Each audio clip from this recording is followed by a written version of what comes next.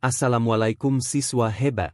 Selamat datang di pelajaran Bahasa Indonesia kelas 11.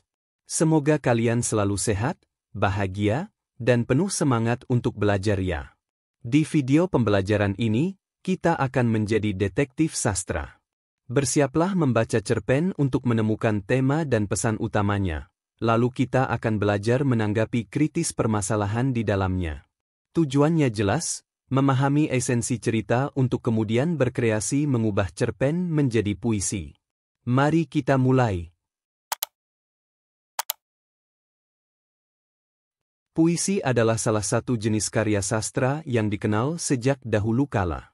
Dapat dikatakan bahwa puisi adalah salah satu ragam sastra yang paling tua. Berbeda dengan prosa yang ditulis dalam bentuk paragraf, puisi ditulis dalam bentuk baris dan bait dengan bahasa yang indah. Walaupun begitu, puisi tetap memuat pesan dari penyairnya. Inspirasi untuk mengubah sebuah puisi dapat diambil dari berbagai tempat, kejadian atau bahkan dari bentuk karya sastra lain. Kali ini kalian akan mempelajari konsep transformasi cerpen menjadi puisi.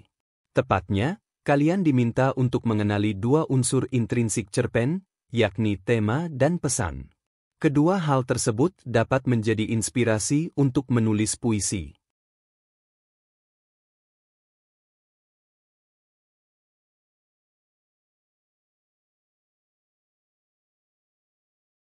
Malaikat juga tahu. Oleh De Lestari. Laki-laki dan perempuan itu terbaring di atas rumput, menatap bintang yang bersembulan dari carikan awan kelabu. Saat yang paling tepat untuk bermalam minggu di pekarangan.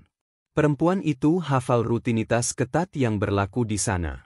Laki-laki di sebelahnya memangkas rumput setiap Selasa, Kamis, dan Sabtu. Mencuci baju putih setiap Senin, baju berwarna gelap, setiap Rabu, baju berwarna sedang setiap Jumat. Menjerang air panas setiap hari pukul 6 pagi untuk semua penghuni rumah. Menghitung koleksi sabun mandinya yang bermerek sama dan berjumlah genap 100, setiap pagi dan sore. Banyak orang yang bertanya-tanya tentang persahabatan mereka berdua. Orang-orang penasaran tentang topik obrolan mereka dan apa kegiatan perempuan itu selama berjam-jam di sana. Sudah jadi pengetahuan umum bahwa ibu dari laki-laki itu, yang mereka sebut bunda, sangat pandai memasak. Rumah bunda yang besar dan memiliki banyak kamar adalah rumah indekos paling legendaris. Bahkan, ada ikatan alumni tak resmi dengan anggota ratusan, dipersatukan oleh kegilaan mereka pada masakan bunda. Setiap lebaran, bunda memasak layaknya catering pernikahan. Terlalu banyak mulut yang harus diberi makan. Namun, jika cuma akses tak terbatas atas masakan bunda yang jadi alasan persahabatan mereka berdua, orang-orang tidak percaya. Laki-laki itu, yang biasa mereka panggil abang, adalah makhluk paling dihindari di rumah bunda. Nomor 2 sesudah blasteran Doberman yang galaknya di luar akal, tapi untungnya sekarang sudah ompong dan buta. Abang tidak galak, tidak menggigit, tapi orang-orang sering dibuat habis akal jika berdekatan dengannya. Setiap pagi dia membangunkan seisi rumah itu dengan ketukannya di pintu dan secerek air panas untuk mandi. Dia menjemput baju-baju kotor dan bisa ngadat kalau disetorkan warna yang tidak sesuai dengan jadwal mencucinya. Sekalipun sanggup, bunda tidak bisa memasang pemanas air bertenaga listrik atau sel surya. Anaknya harus menjerang air. Secerek air panas dan mencuci baju sewarna adalah masalah eksistensial bagi abang. Mengubah rutinitas itu sama saja dengan menawar bumi agar berhenti mengedari matahari. Bukannya tidak mungkin berkomunikasi wajar dengan abang, hanya saja perlu kesabaran tinggi yang berbanding terbalik dengan ekspektasi. Dalam tubuh pria 38 tahun itu bersemayam mental anak 4 tahun, demikian menurut para ahli jiwa yang didatangi bunda. Sekalipun abang pandai menghafal dan bermain angka, ia tak bisa mengobrolkan makna. Abang gemar mempreteli TV, radio, bahkan mobil, lalu merakitnya lagi lebih baik daripada semula. Dia hafal tahun, hari, jam, bahkan menit dari banyak peristiwa. Dia menangkap nada dan memainkannya persis sama di atas piano, bahkan lebih sempurna. Namun, Dia tidak memahami mengapa orang-orang harus pergi bekerja dan mengapa mereka bercita-cita. Perempuan di pekarangan itu tahu sesuatu yang orang lain tidak. Abang adalah pendengar yang luar biasa. Perempuan itu bisa bebas bercerita masalah percintaannya yang berjubel dan selalu gagal. Tidak seperti kebanyakan orang, Abang tidak berusaha memberikan solusi. Abang menimpali keluh kesahnya dengan menyebutkan daftar album Genesis dan tahun berapa saja terjadi pergantian anggota. Gerutuannya pada kumpulan laki-laki brengsek yang telah menghancurkan hatinya dibalas dengan gumaman simfoni Beethoven dan tangan yang bergerak-gerak memegang ranting kayu bak seorang konduktor. Abang tidak bisa beradu mata lebih dari 5 detik, tapi sedetik pun Abang tidak pernah pergi dari sisinya. Ia pun menyadari sesuatu yang orang lain tidak. Laki-laki di sampingnya itu bisa jadi sahabat yang luar biasa. Barangkali segalanya tetap sama jika Bunda tidak menemukan surat-surat yang ditulis Abang. Untuk kali pertamanya, anak itu menuliskan sesuatu di luar grup musik art rock atau sejarah musik klasik. Ia menuliskan surat cinta, kumpulan kalimat tak tertata yang bercampur dengan menu makanan Dobby, blasteran Doberman yang tinggal tunggu ajal. Tapi ibunya tahu itu adalah surat cinta. Barangkali segalanya tetap sama jika adik Abang, anak bungsu Bunda, tidak kembali dari merantau panjang di luar negeri. Sang adik, kata orang-orang, adalah hadiah dari Tuhan untuk ketabahan Bunda yang cepat menjanda, disusul musibah yang menimpa anak pertamanya, seorang gadis yang bahkan tak sempat lulus SD, yang meninggal karena penyakit langka dan tak ada obatnya. Lalu anak keduanya, Abang, mengidap autis pada saat dunia kedokteran masih awam soal autisme sehingga tak pernah tertangani dengan baik. Anak bungsunya, yang juga laki-laki, menurut orang-orang adalah figur sempurna. Ia pintar, normal, dan fisiknya menarik.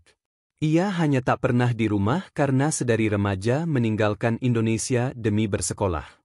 Barangkali sang adik tetap menjadi figur yang sempurna jika saja ia tidak memacari perempuan satu-satunya yang dikirimi surat cinta oleh kakaknya. Bunda tahu, secerek air panas dan cucian berwarna seragam sudah resmi bergandengan dengan rutinitas lain, perempuan itu. Dan bagi Abang, rutinitas tidak sekadar hobi, tetapi eksistensi. Kali pertama Bunda mengetahui si bungsu dan perempuan itu berpacaran, Bunda langsung mengadakan pertemuan 4 mata. Ia memilih perempuan itu untuk diajak bicara pertama karena dipikirnya akan lebih mudah. Bagi kamu, ini pasti terdengar aneh. Mereka dua-duanya anak Bunda. Tapi kalau ditanya, siapa yang bisa mencintai kamu paling tulus, Bunda akan menjagokan Abang. Perempuan itu terenyak. Apa-apaan ini? Pikirnya gusar. Jangan pernah bermimpi dia akan memilih manusia satu itu untuk dijadikan pacar. Jelas tidak mungkin. Bunda melanjutkan dengan suara tertahan, dia mencintai tidak cuma dengan hati, tapi seluruh jiwanya. Bukan basa-basi surat cinta, tidak cuma rayuan gombal, tapi fakta. Adiknya bisa cinta sama kamu, tapi kalau kalian putus, dia dengan gampang cari lagi. Tapi Abang tidak mungkin cari yang lain. Dia cinta sama kamu tanpa pilihan. Seumur hidupnya. Tapi, Bunda bukan malaikat yang bisa baca pikiran orang.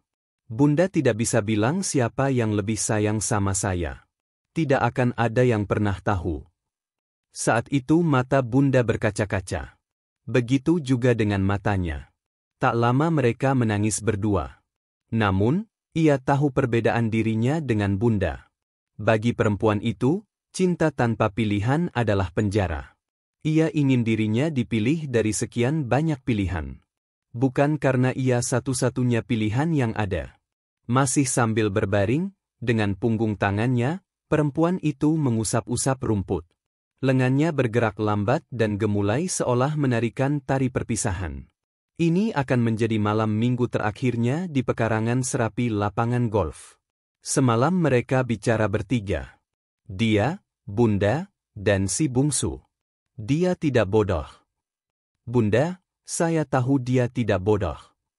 Dia akan segera tahu kalian berpacaran. Mami, Lebih baik dia tahu sekarang daripada nanti setelah kami menikah. Bunda melengakkan kepala dengan tatapan tak percaya. Bagi abangmu, apa bedanya sekarang dan nanti? Kami tidak mungkin sembunyi-sembunyi seumur hidup. Anak laki-lakinya setengah berseru. Kalau perlu, kalian harus sembunyi-sembunyi seumur hidup, balas Bunda lebih tegas. Ini tidak adil. Ini tidak masuk akal, protes anaknya lagi. Jangan bicara soal adil dan masuk akal. Aturan kamu, aturan kita, tidak berlaku bagi dia, desis Bunda. Kamu tidak tinggal di rumah ini. Kamu tidak mengenalnya seperti Mami. Suatu hari, pernah ada anak indekos yang jahil. Dia menyembunyikan 1 dari 100 sabun koleksi abang. Bunda sedang pergi ke pasar waktu itu. Abang mengacak-acak satu rumah, lalu pergi minggat demi mencari sebatang sabunnya yang hilang. 3 mobil polisi menelusuri kota mencari jejaknya. Baru sore hari ia ditemukan di sebuah warung. Ada sabun yang persis sama dipajang di etalase dan abang langsung menyerbu masuk untuk mengambil. Penjaga warung menelepon polisi karena tidak berani mengusir sendiri. Kejadian itu mengharuskan abang diterapi selama beberapa bulan ke rumah sakit dan diberi obat-obat penenang.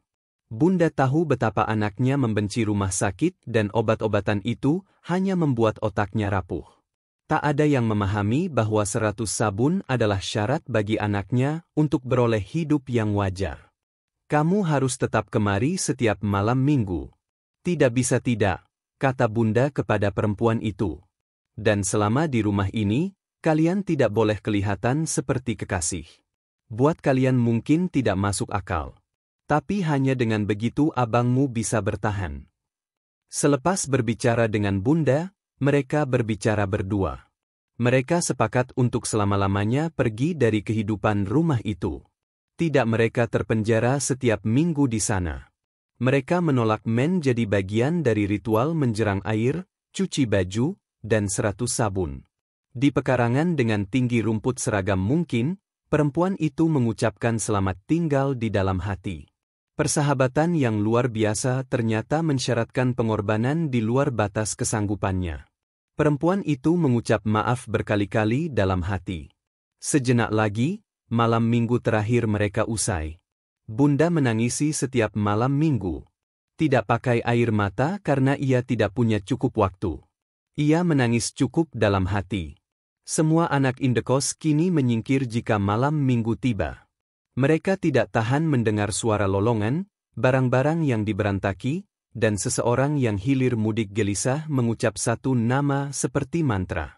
Menanyakan keberadaannya. Kalau beruntung, abang akhirnya kelelahan sendiri lalu tertidur di pangkuan ibunya. Kalau tidak, sang ibu terpaksa menutup hari anaknya dengan obat penenang.